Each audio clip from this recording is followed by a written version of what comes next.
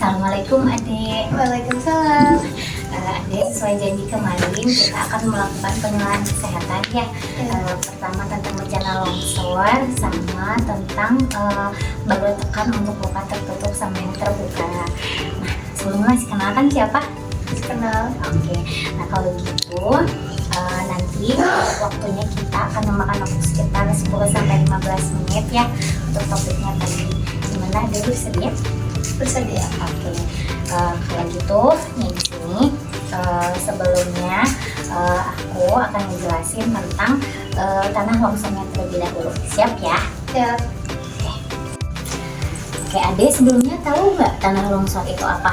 Belum tahu. Oke, tanah longsor kita cari tahu pengertiannya ya. Nah, tanah longsor itu ialah gerakan massa tanah atau batuan yang miring akibat gravitasi. Tanah longsor juga udah ada undang-undangnya deh. Nah, dari undang-undang kebencanaan. Nah, tanah longsor itu merupakan salah satu bencana alam yang cepat dan berbahaya dan sering disebabkan oleh hujan lebat atau kondisi geografisnya. Kondisi geografis yang seperti apa? Seperti di lereng-lereng biasanya sering terjadi bencana longsor. Nah, di sini ada beberapa jenis dari tanah longsor.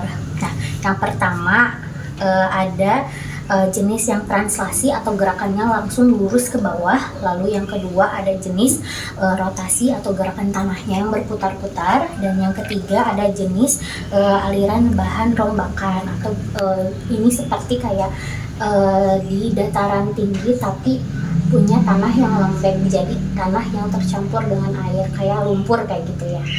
Nah, dampak dari tanah longsor ini biasanya ada memakan korban jiwa, kerusakan rumah, terus hilangnya lahan pertanian dan gangguan ekosistem. Nah, di sini Dek ada penyebab utama dari tanah longsor. Nah, penyebab yang pertama yaitu dari alam, faktor alam. Nah, seperti apa? Kayak hujan deras, terus ada di lereng-lereng yang curam, ada di perbukitan, dan ada tanah yang memang kurang padat. Lalu yang kedua ada di faktor manusia. Manusia biasanya suka melakukan deforestasi. Deforestasi itu apa? Deforestasi itu penggundulan hutan. Nah, biasanya kalau misalkan hutannya sudah digundulin, kekuatan tanah akan berkurang, jadi menyebabkan tanah longsor. Nah, lalu di sini ada tanda-tandanya. Biasanya dari awal sudah ada tanda-tanda sebelum terjadi tanah longsor. Apa aja? Di sini ada retakan di tanah atau lereng. Yang kedua, air sungai keruh atau muncul mata air baru. Kenapa jadi keruh? Karena ada campuran tanah tadi. Muncul mata air baru karena terjadi retakan-retakan, jadi airnya itu mengikuti si retakan-retakan tadi, keluarlah airnya. Terus yang ketiga ada pohon miring dan suara bergemuruh. Itu biasanya terjadi pas tanah longsornya sedang terjadi gitu, mau terjadi. Lalu bangunan bergeser atau runtuhan kecil. Nah, itu salah satu tanda-tanda awal dari bencana longsor. Kalau waktu evakuasinya harus gimana dulu? Kalau waktu evakuasinya ini mau dijelasin, oke? Nah, yang pertama di sini, nah tadi ada waktu evakuasi. Tapi sebelum waktu evakuasi kita harus punya manajemen atau kesiapsiagaan kita sebagai manusia yang tinggal atau warga yang tinggal di sekitar lereng tersebut. Kita kan di sini di lereng nih deh ya. Jadi banyak juga terjadi resiko bencana longsor. Nah, di sini yang pertama ada manajemen bencana. Gimana tahap awalnya? Yang pertama ada 3 tahap nih yang jadi di tempat kita. Yang pertama ada tahap prabencana, terus saat bencana, sama pasca bencana. Nah, di sini prabencana itu kayak pencegahannya gimana, mitigasi, seperti mitigasi itu pencegahan kayak reboisasi itu harus gimana, atau pembuatan tanah yang bertangga gitu ya, tingkat-tingkat kayak gitu. Nah, lalu pas waktu bencana itu disebutnya fase tanggap darurat deh. Nah, di sini kita harus melakukan penyelamatan atau evakuasi. Nah, biasanya nanti kalau penyelamatan itu dilakukan sama yang terlatih, misalkan dari pihak puskesmas atau pihak pemerintah kayak BPBD yang kayak gitu. Dan nanti mungkin kita akan melakukan simulasi ya Dek ya. tentang bencana. Nanti biasanya kita akan mengasih tahu gitu ya, mengedukasi ke masyarakat khususnya bagaimana cara mengevakuasi korban. Nah, yang terakhir itu pasca bencana. Nah, di sini ada rehabilitasi. Rehabilitasi itu misalkan kayak perbaikan infrastruktur atau rumah-rumah atau jalan-jalan yang sebelumnya misalkan tertimbun tanah jadi dikeluarin gitu ya, maksudnya diberesin lagi. Nah, di sini tadi ada kesiapsiagaan. Nah, di sini kita sebagai individu, harus tahu nih apa aja resiko dari tanah longsor kalau misalkan terjadi. Nah, kita juga harus punya tas kesiapsiagaan ya bencana. Kayak di sini itu ada makanan, terus kayak dokumen-dokumen penting, misalkan kayak kartu keluarga yang kayak gitu, terus kayak obat-obatan yang kayak gitu juga. Nah, kita juga secara tidak langsung harus melatih diri kita gitu ya, supaya bisa menerima gitu ya bahwa kita itu sedang ada di daerah rawan bencana. Seperti itu deh ya. Ya. Oke. Sudah paham? Tahu. Oke, sudah paham. Nah, tadi apa aja teh? Mau nanya dulu tuh ya, nggak apa-apa. Buat apa teh? Buat ngecek. Nanti aku kasih pertanyaannya nih ya. Tadi penyebab dari tanah longsor yang utama ada apa? Bagus. Ada apa ya? Ada Translasi. Bukan, itu mah jenis-jenis apa teh? Ada apa ya? Ada alam, hujan. Itu berarti itu tanda-tandanya ya. Nah, oke. Nah, biasanya nih, udah ngerti ya? Tadi penyebabnya ada alam yang curah hujan yang tinggi. Oke. Kalau itu mah tadi ada apa namanya? Jenis-jenis kalau yang translasi ya. Oke, udah ngerti ya? Ya. Oke. Nah, selanjutnya nih Dek, kan kalau misalkan ada bencana pasti di sini ada korban-korbannya ya. Nah, gimana kita mungkin bisa nolong korban-korbannya pas waktu terjadi bencana? Salah satunya kita melakukan balut tekan. Nah, balut tekannya ini ada pada balut tekan luka. Biasanya luka tuh ada macam-macam ya. Ada yang terbuka, ada yang tertutup juga. Nah, kalau misalkan yang terbuka itu yang banyak keluaran darah. Kalau misalkan yang tertutup itu kayak lukanya di dalam gitu, pendarahannya di dalam. Di sini tujuannya itu untuk menghentikan pendarahan si balut tekannya ya. Pendarahan kalau misalkan nggak dihentikan bakal terus-terusan keluar ya. Oke. Nanti ada yang nyobain ya, aku contohin dulu terus ada yang nyobain ya. Nah, di sini untuk balut tekannya sendiri tadi kan ada yang terbuka sama ada yang tertutup. Nah, di sini ada alat-alatnya, dikenalin dulu ya. Yang pertama ini itu ada sarung tangan sebagai alat pelindung diri. Terus di sini ada perban. Nah, ini ada perbannya ada dua, ada yang untuk menekan si pendarahannya, yang ini ada yang untuk menutup gitu biar kuat gitu ya tutupannya. Ini ada namanya perban gulung. Terus di sini ada gunting, ini ada tourniquet, terus ini ada ice gel pack. Kalau misalkan pendarahan tertutup, salah satunya bisa kompres dengan kompres dingin gitu ya. Tapi aku pakai ininya pakai ice gel. Nah, boleh. Yang pertama aku contohin dulu ya, pakai tangan adek nggak apa-apa? Itu apa? Oke. Ya. Yang pertama kita pakai sarung tangan terlebih dahulu. Nih, pakai sarung tangan.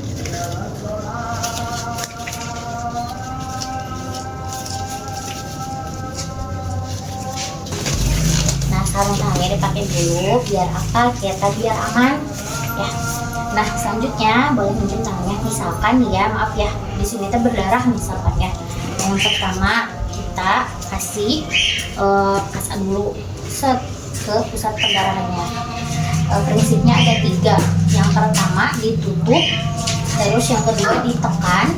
Nah, yang terakhir, nah kita balut dulu.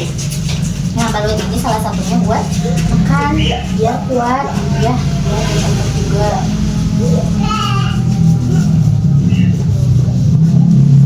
Tadi ada ditutup terus ditekan.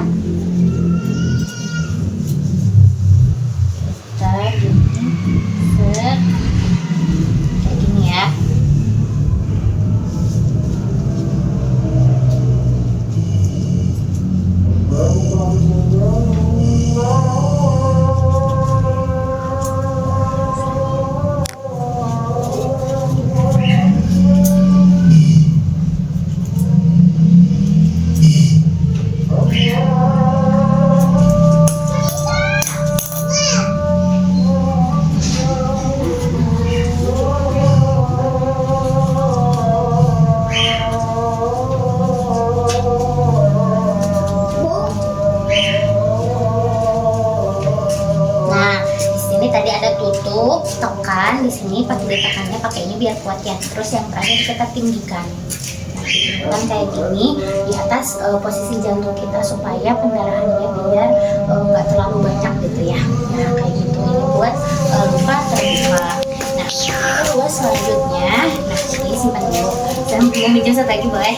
Nah misalkan ini yang buat luka tertutup nih ya, kan di sini tuh ada memar nih, memarnya itu kita press aja langsung pakai es batu gitu ya, atau enggak ini ada es gel nih ya, dikompres. Nah untuk menghentikan pendarahan yang di dalamnya gitu ya, biar enggak kemana-mana gitu ya memarnya, biar enggak jadi gede.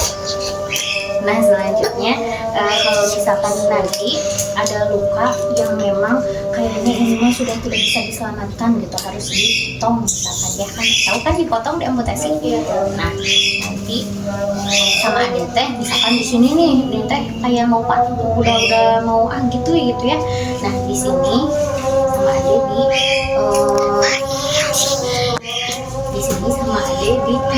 di sini sama Ade dimasukin ke sini. Kan di sini lukanya nih yang besar. Terus dikeringin. Biar menghentikan si pendarahannya biar kencang aja. Sakit gak? Maaf ya. Oh enggak sakit. Nah, gitu ya. Jadi ada 3 untuk penanganan menghentikan pendarahannya ya. Gitu tadi ya. Tadi ada berapa macam? Ada 3. Yang pertama tadi balut tekan yang di luka terbuka, terus di luka tertutup, sama yang udah mau putus yang harus diamputasi ya. Nah, di sini Ade harus coba ya. Kita belajar, oke? Boleh. Yang pertama ada apa tadi? Oke, pakai dulu satu. Nah ini nih yang baru. Ini nggak usah.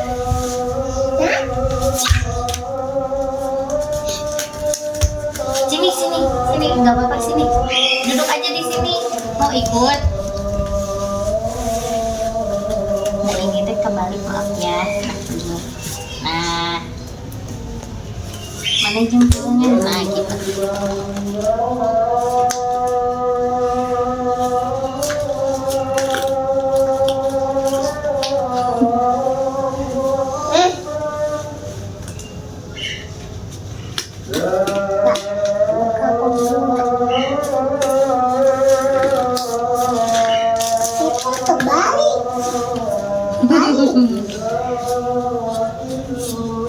Nah, misalkan ini nih aku ya yang luka ya. Nah, ini tadi gimana dulu? Misalkan ini darahnya di sini. Oke, ini. Nah, terus ditekan. Apa aja tadi teh? Apa aja teh? Tutup, ditekan, terus di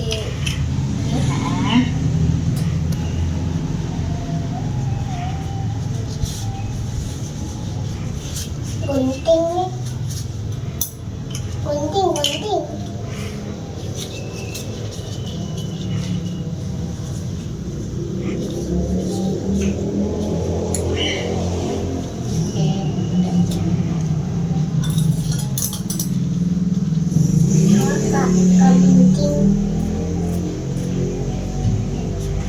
Terus di tengahnya.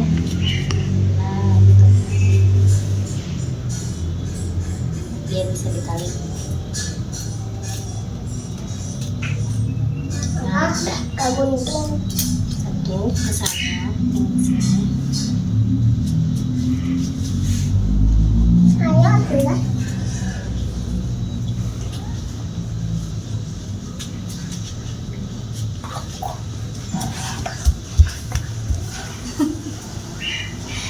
Oke, terus yang terakhir di apa teh?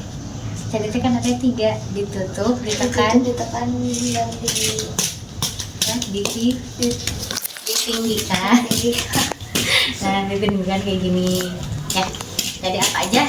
Ditutup, ditekan dan ditinggikan. Nah, coba di sini ya, diganteng. Gini. Nanti bantuin. Kayak gini ya. Dibantuin. Nah, tadi udah bisa ya untuk balut tekannya. Tadi teh ada apa aja? Ada tutup, tekan, dan tegakkan. Tinggikan. Ada tutup, tekan, Dan tinggikan. Oke, nah itu untuk prinsip balut tekannya udah selesai ya.